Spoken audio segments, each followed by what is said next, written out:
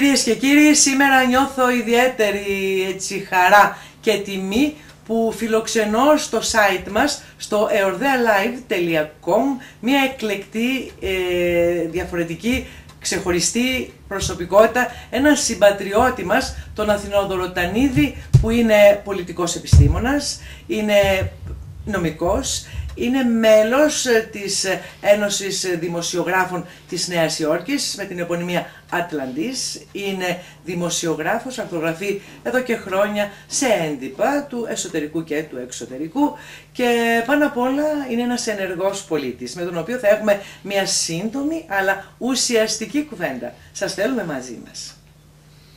Ότι το τρίτο μέρος του βιβλίου αυτού περιλαμβάνει τις πράξεις και ενέργειες της εξόριστης ελληνικής κυβέρνησης, είτε την ανασυγκρότηση του ελληνικού στρατού στη Μέση Ανατολή, την συμμετοχή του μαζί με τον συμμαχικό στρατό στις πολεμικές επιχειρήσεις εναντίον των Γερμανών, και ακόμη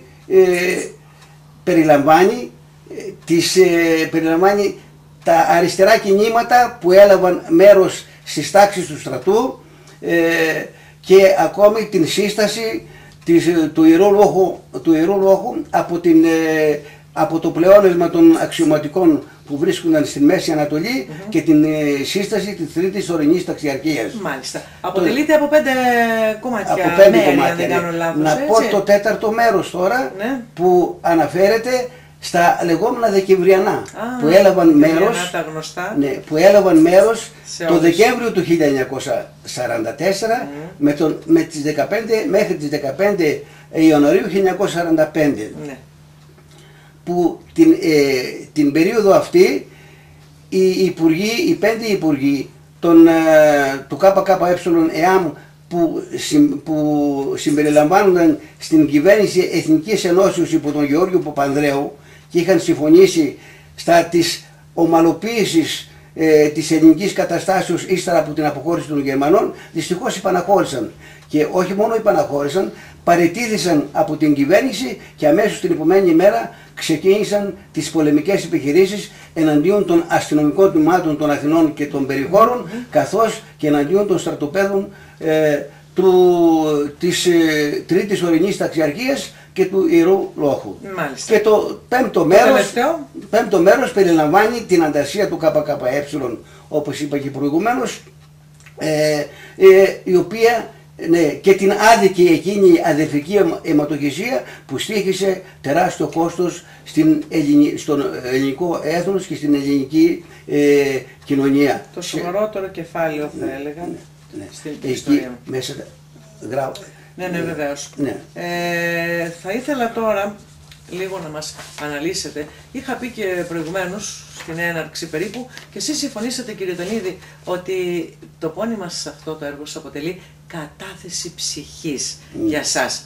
Όμως, σαφώς και είχατε και κάποιες εμπειρίες, οι βασικότερες των οποίων είναι προσωπικές σας εμπειρίες. Μήπως μπορείτε να μας δώσετε τις περισσότερες στοιχεία γι' αυτό? Θα ήθελα να φαντάζομαι και αυτοί που μας ακούν να μάθουν. Αγαπητή κυρία Κούλα, τα χρόνια της σαξονικής κατοχής ήμουν 14 ετών. Διήγα δηλαδή την παιδική μου ηλικία. Παρά ταύτα, λόγω του γεγονότος ότι μέλος της οικογένειας μου συμμετείχε ενεργά στην εθνική αντίσταση, έζησα έντονα τα γεγονότα. Πέραν τούτου, στην χρονική περίοδο 1946-1949 διήγα την εφηβική μου ηλικία. Ωστόσο, άθελά μου βρέθηκα να κόβεται η εφηβική μου ηλικία χωρίς την θέλησή μου και να βρίσκομαι σε μια κατάσταση που έπρεπε να πάρω ενεργό μέλος στην διαμάχη ανάμεσα στο επίσημο ελληνικό κράτος και στην... Διεκόπη η εφηβεία αυτή, αλλά με όχι ανώδυνο τρόπο, έτσι. Δυστυχώς, Νομίζω θα περιγράψω λίγο την κατάσταση εκείνη του πολέμου. Εντάχει, γιατί θέλω πολλά πράγματα να σας ρωτήσω και ο χρόνος τρέχει. Έχει, λέτε. Να το διακόψει τότε να... Όχι, πείτε μου τι ακριβώς θέλετε. Δεν μπορούμε νομίζω πως δεν υπάρχει χειρότερο πράγμα από την δίνη του πολέμου για έναν άνθρωπο. Και κυρίως όταν αυτός διάγει την εφηβική του ηλικία. Ναι. Όταν ένα παιδί, ένας έφηβος παίρνει μέρος σε πολεμικές επιχειρήσεις, η καρδιά του γίνεται πέτρα, τα αισθήματά του νεκρώνονται. Ναι, και κυρίως αλλοιώνεται και ο χαρακτήρας. Αλλοιώνεται βεβαίως πολύ, και κυρίως όταν νιώθει τις τελευταίες ανάσες, αγαπητή κυρία Κούλα, του διπλανού του. Μάλιστα. Εσείς τότε πώς νιώθατε? Τι θέλετε να κάνετε? Θέλετε να επαναστατήσετε? Θέλετε να εξωτερικεύσετε όλα αυτά? Φοβόσασταν? Ήταν αναγκαίο. Κυριαρχούσε στην ψυχοσύνθεση της ψυχής σας? Ήταν αναγκαίο κακό για μένα. Βεβαίως και φοβόμουν. Βεβαίως και δυσανασχετούσα. Αλλά ωστόσο εκείνο που θέλω να τονίσω αυτή την ώρα είναι ότι η εποχή εκείνη άφησε ανεξίτελα στίγματα στη ζωή μου. Έκτοτε, αγαπητή κυρία Κούλα, τα όνειρά μου, οι εφιάτες μου κλπ. Στρέφονται βασανιστικά γύρω από τα γεγονότα εκείνα. Γι' αυτό ακριβώς και σας είπα ότι δεν υπάρχει χειρότερο πράγμα από την δίνη ενός πολέμου και από την αγριότητα του ανθρώπου, μπορώ να πω. Δεν μπορέσατε να τα αποβάλλετε, κύριε Τανίδη, δυστυχώς, όλα αυτά τα χρόνια. Μέχρι και σήμερα σε αυτή την ηλικία, ακόμα όταν δω όνειρο ή εφιάτη, περιστρέφεται όλο βασανιστικά γύρω από τα γεγονότα. Λίγο, μήπως ανακουφιστήκατε γράφοντας αυτές τις σκέψεις σας στο χαρτί, δημιουργώντας αυτό το βιβλίο? Μήπως έτσι αδειάσατε ασφαλώς, λίγο και το καταλάβατε. ένα κομμάτι δύσκολο της ψυχής σας? Γι' αυτό και είπα ακριβώς ότι είναι κατάθεση ψυχής. Πράγματι έχετε απόλυτο δίκιο. Γιατί κάποια στιγμή που μιλούσαμε έτσι, όταν μου φέρετε το βιβλίο, μου είπατε ότι όταν γράφατε βουτούσατε την πένα σας πρώτα στο αίμα της ψυχής σας και μετά στο μυαλό σας. Αυτό σημαίνει πολλά. Αυτό ακριβώς ήθελα να σας πω τώρα. Ναι. Λοιπόν. Αυτό σημαίνει πολλά. Αλλά θα ήθελα εγώ να το συζητήσουμε, να σταθούμε σε μια δεκαετία έτσι πολύ σημαντική. Τη δεκαετία του 1940-1950. Σημαντική για σας και φαντάζομαι και για άλλους που ενδεχομένως κάποιοι από αυτούς τώρα να μας παρακολουθούν και να μεταφέρουν τις μνήμες, έτσι, τις αναμνήσεις τους του τότε στο σήμερα. Θέλω να μας πείτε, κύριε Τανίδη, εγώ θέλω να εκμεταλλευτώ εντός εισαγωγικών, καλοπροαίρετα το λέω, την παρουσία σας και να αντλήσω από εσάς πολλά έτσι πράγματα της εποχής εκείνης για τη δεκαετία αυτή που σημάδεψε ένα μεγάλο έτσι κομμάτι της ζωής, ένα κομμάτι του πληθυσμού. Τι έχετε να μας πείτε? Λοιπόν, την εποχή εκείνη, όπως είπατε και εσείς προηγουμένως, πράγματι ο κόσμος υπέφερε πάρα πολύ. Είναι λίγα πράγματα γνωστά, γι' αυτό επιμένω. Όχι, δεν μπορούμε να σταματήσουμε. Θα συνεχίσουμε. Ξέρετε γιατί σας το λέω? Ο κόσμος δεν ξέρει πολλά πράγματα. Ξέρει ελάχιστα. Εσείς όμως νομίζω ότι γνωρίζετε και θα ήθελα να μας τα πείτε. Για να μάθει ο κόσμος έτσι τι γινότανε τότε. Τα ιστορικά γεγονότα, αν θέλετε να μας πείτε με λίγα λόγια. Τα πιο σημαντικά. Τα πατριωτικά συναισθήματα που κυριαρχούσαν, έτσι δεν είναι? Νομίζω έχετε κάποιες σκέψεις σας που μου τις είχατε πει και εγώ τις κράτησα. Τις συγκράτησα. Ναι. Ναι, αυτό ακριβώς τώρα. Μου άρεσαν και τις κράτησα. Είναι τα περήφανα, που λέω τώρα, τα περήφανα αισθήματα που δημιουργήθηκαν μετά τον Ελληνοαλβανικό πόλεμο και την γραμμή Μεταξά. Ναι, πολύ γρήγορα είχαν εξανεμιστεί. Γιατί?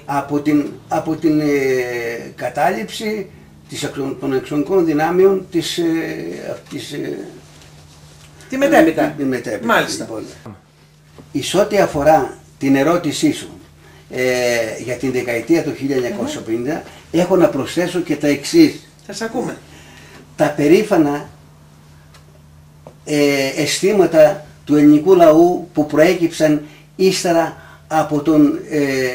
από το έπος του Ελληνο-Ιταλικού πολέμου και της γραμμής Μεταξά, ναι, δυστυχώς καταπαραθρώθηκαν μετά από 3 μήνες από την είσοδο των αξονικών δυνάμεων στην Ελλάδα Οπότε τότε είχε ανατραπεί η ζωή των Ελλήνων και είχε ποδοπατηθεί ο εγωισμός τους. Όμως ένας περήφανος λαός, αγαπητή Κυριακούλα, μπορεί να νικηθεί με τα όπλα, αλλά δεν νικέται στην ψυχή. Αυτό έτσι, είναι σίγουρο. Ναι, έτσι ακριβώς έγινε και στον ελληνικό λαό. Δεν πέρασε πολύς χρόνος και τα ελληνικά βουνά γέμισαν από αγωνιστές της ελευθερίας. Ναι. Ξύπνησε στο εσώψυχό τους, ναι, το αίσθημα, το αιώνιο ελληνικό αίσθημα της ελευθερίας και της δικαιοσύνης. Ναι, θέργεψε, ναι, αυτό το κληρονομηθέν από τους αρχαιότατους ακόμη χρόνους αίσθημά μας, οπότε και έφερε, ναι, και ξεκίνησε ένας αγώνας εναντίον των κατακτικών. Ωστόσο όμως ήρθαν στην επιφάνεια και οι δογματικές ιδεολειψίες και οι διαφορές που είχαν προκύψει από το 1923. Ναι, θέλω να μας πείτε, αυτό το ρωτούσαμε, προλάβατε. Υπάρχουν αρκετά δοκίμια νομίζω που αναφέρονται σε γεγονότα της εποχής εκείνης και εσείς τα ξέρετε πολύ καλά, ασχοληθήκατε με αυτά. Να τα πούμε, πείτε τα. Ναι. Λίγο χρόνο ακόμα. Πράγματι, την χρονική διάρκεια 1941 έχουν εγγραφεί πάρα πολλά δοκίμια. Δυστυχώς όμως η πλειονότητα αυτών είναι μεροληπτική. Άλλα μεν φανερή και άλλα και καλυμμένη σκοπιμότητα. Μάλιστα. Δυστυχώς του. Ναι. Αλλά κατά την ταπεινή μου άποψη, αυτός που θέλει να γράψει ή να μιλήσει για την συμπεριφορά των κατακτητών, για τα γεγονότα εκείνης της εποχής, για τα γεγονότα εκείνης της εποχής, για την προσφορά των αντισασιακών οργανώσεων, αυτός που θέλει να γράψει και να μιλήσει για τα Δικυβρενά και για την εκατόμβη που υπέστησαν οι αθώοι κάτοικοι του νομού Αττικής, αυτός που θέλει να μιλήσει και να γράψει, αγαπητή Κούλα, για την Ανταρσία 46-49, πρέπει πρώτα να βουτάει το αίμα της καρδιάς του. Αυτό που μου είπατε επαναλαμβάνετε, μάλιστα. Μου αρέσει πάρα πολύ αυτό. Της καρδιάς του, ναι, και μετά στο μυαλό του. Ο λόγος του, η γραφή του πρέπει να εκφράζουν το βαθύ και το δύσκολο. Ο λόγος και η γραφή του πρέπει να εκφράζουν το αιώνιο και το μυστικό του χωροχρόνου. Με άλλα λόγια, ναι, με άλλα λόγια πρέπει να είναι ο συγγραφέας γνώστης, βαθύς γνώστης των αρχών και αξιών της ιστορίας. Γιατί να ξέρει και να αισθάνεται ότι ο πατριωτισμός των Ελλήνων βασίζεται στην αιωνιότητα. Ότι η Ελλάδα και η αποστολή της ταυτίζεται με την αηδιότητα όπερ ο χρόνος τούτου της αηδής αιών. Μάλιστα. Κύριε Τανίδη, μετά από όλα αυτά τώρα που ζήσατε, που βιώσατε, που γράψατε και εκτονωθήκατε λίγο, ποιο είναι το επόμενό σας έτσι βήμα, τι νιώθετε, τι θέλετε να κάνετε, σας έμεινε κανένα αποθυμένο καταρχήν, πείτε μου, σας έμεινε κανένα αποθυμένο, έχετε αποθυμένα? Έχω αποθυμένα μου είναι το ότι την εφηβική ηλικία, την παιδική αλλά και κυρίως την εφηβική ηλικία δεν μπόρεσα να εκμεταλλευτώ όπως έπρεπε λόγω των δυσμενών γεγονότων και των δυσμενών χρόνων της εποχής εκείνης. Θέλετε να γυρίσετε τον χρόνο πίσω? Και αν το γυρίζατε, πού θέλατε έτσι να σταματήσετε, πού να πάτε? Θα έφτιαχνα πάρα πολλά άλλα πράγματα. Περίοδο της ζωής σας? Πάλι στην εφηβεία? Η εφηβεία, αλλά υπό άλλες προϋποθέσεις. Υπό ειρηνικές προϋποθέσεις. Μάλιστα. Και υπό άλλες συνθήκες. Πολύ σωστό. Λοιπόν, εγώ θέλω να σας ρωτήσω και κάτι τελευταίο, γιατί δυστυχώς ο χρόνος τελειώνει. Όμως θέλω να μου πείτε πώς τα καταφέρνετε διαβάζοντας το βιβλίο σας, ξεφυλίζοντας έτσι μερικές από τις σελίδες του. Δεν πρόλαβα όλο γιατί είναι πολυσέλιδο και θα πρέπει να το μελετήσω πολύ καλά, γιατί θα κάνουμε και την παρουσίασή του σε λίγο χρονικό διάστημα.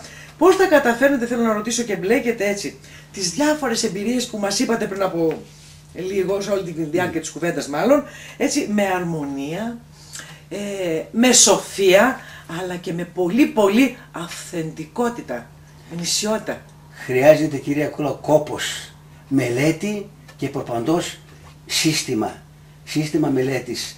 Εγώ διαβάζοντας έχω δίπλα μου πρόχειρο και μολύβι στο χέρι και σημειώνω εκείνα που πρέπει να σημειώσω. Ναι, με προσοχή. Ναι, αν δεν κάνεις κτήμα σου, αν δεν νιώσεις αυτά που διαβάζεις ή αν δεν τα καταλάβεις, δεν τα επεξεργαστείς στο μυαλό ότι είναι σωστά, ειλικρινά, δεν κάνεις τίποτα. Σας ευχαριστούμε θερμά για τη φιλοξενία στον όμορφο χώρο σας και την αγαπημένη μας την Αθηνούλα, για την υπέροχη έτσι υποδοχή, τη ζεστή. Θέλω να σας ευχηθώ να γράψετε, να συνεχίζετε να γράφετε, το πόνημα σας αυτό να είναι καλοτάξιδο το βιβλίο σας.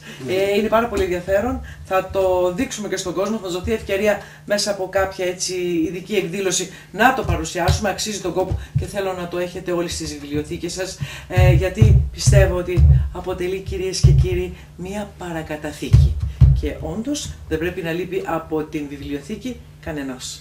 Γεια σας, σας ευχαριστούμε πολύ που μας παρακολουθήσατε.